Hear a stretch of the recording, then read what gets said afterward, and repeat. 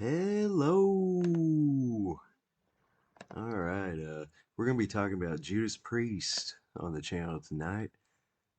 Dave Holland's been on my mind recently since it was the anniversary of his death on January 16th, and I've been seeing metal nerds on my Facebook posting their thoughts about Dave Holland and the various Priest groups and metal groups, and of course, the usual people on my Facebook who are just kind of always engaged in a constant Judas Priest circle jerk.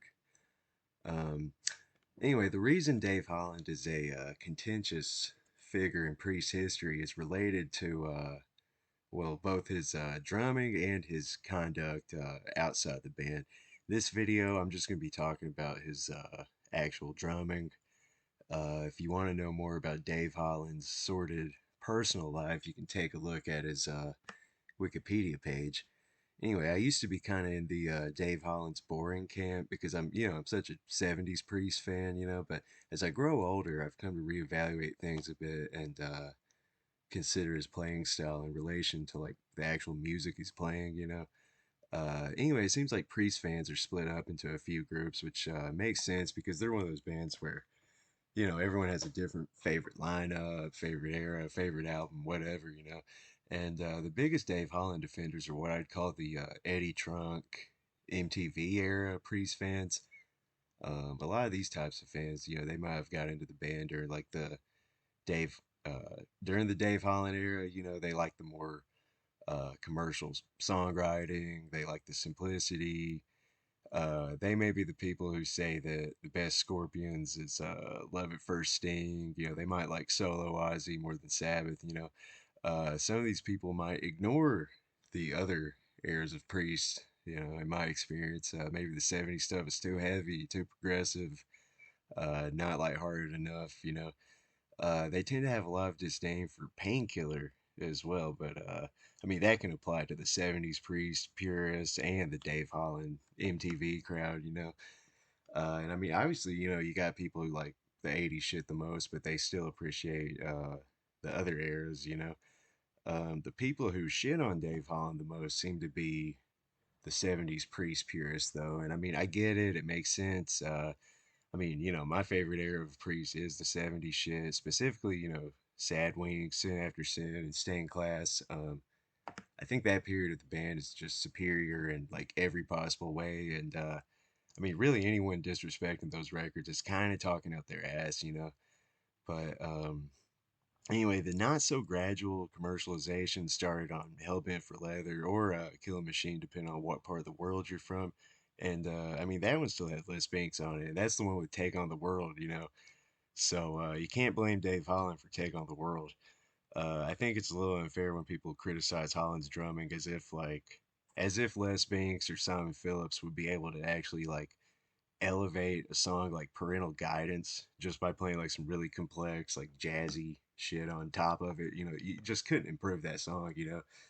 Um, you can say Dave Holland's a boring drummer, but it's really because '80s Priest is just, more commercial, conventional music than their '70s shit, whether people want to admit that or not. And I love plenty of '80s Priest, but Dave Holland's drumming fits the style they were going for, man. I mean, if you read KK Downing's book, he makes it pretty clear that they're wanting to go for more like party oriented, AC/DC, Van Halen kind of like songwriting, because they wanted to score a big hit in the United States. And like I said, this line I think it started on Hellbent for Leather, and it worked somewhat, especially with like British Steel, Screaming for Vengeance, as far as like scoring hits. They were probably the biggest like actual heavy metal band up there, along with like Maiden, Ozzy. I assume Dio was probably pretty big too. I'm purposely not including stuff like Motley Crue and Rat, by the way.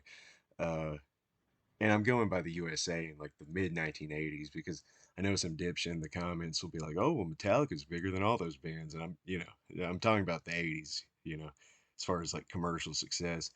But anyway, Priest achieved that status by like commercializing their songwriting, and that, like I said, that process started before Dave Holland was in there. And if it wasn't Dave Holland on drums, man, they probably would have just got some other like, in the pocket, no frills type of drummer who maybe wouldn't have later become a convicted predator. You know, I think Dave Holland's, I mean, he's, sounds good on stuff like Devil's Child, Hot Rockin'. I mean, good song's a good song, man. And obviously he played on the band's biggest hits as well. And yeah, I love stuff like Riding on the Wind. Most of the 80s Priest material just doesn't call for super complex drumming, man. I mean, I would love to hear some of the heavier songs from that era, like the Sentinel, maybe in the style of 70s Priest. I mean, I love it the way it is, but it would be badass to hear some of those types of songs reimagined in like a with like stained class type production, or even British Steel has a more human, organic production style than something like Defenders, I think. Even though I do think Defenders is probably the better record overall. But I mean, all the 80s Priest records have some sort of flaw to me, great stuff and flaws. But anyway, what do you guys think about Dave Holland's time with the Priest? I mean, there's the argument that he helped define the 80s Priest sound, there's a lot of people who think he's boring. But I mean, let's be honest, man. Getting nitpicky about the musicianship and Priest is kind of funny anyway, considering you can't really even hear Ian Hill's bass playing on any of their records to begin with, man. So it kind of fits that they'd have a drummer like Holland on those 80s records. I mean, they could have had fucking Chris Slade, the bald guy from AC/DC, and I bet you those records would have sounded pretty close to what they sound like now, with the same producers. Even if Les Banks, even if Les Banks was the drummer on those records, you still would have had Rob, Glenn, and KK like telling them what to play, telling them to play as simply as possible, you know. But I definitely get the people who think Dave Holland's just kind of a boring drummer. Especially, I mean, you listen to like Les Banks on Stained Class or Simon Phillips on Sin After Sin, and it's just just way more interesting from musicianship perspective. Anyway, leave a comment below and don't forget to subscribe.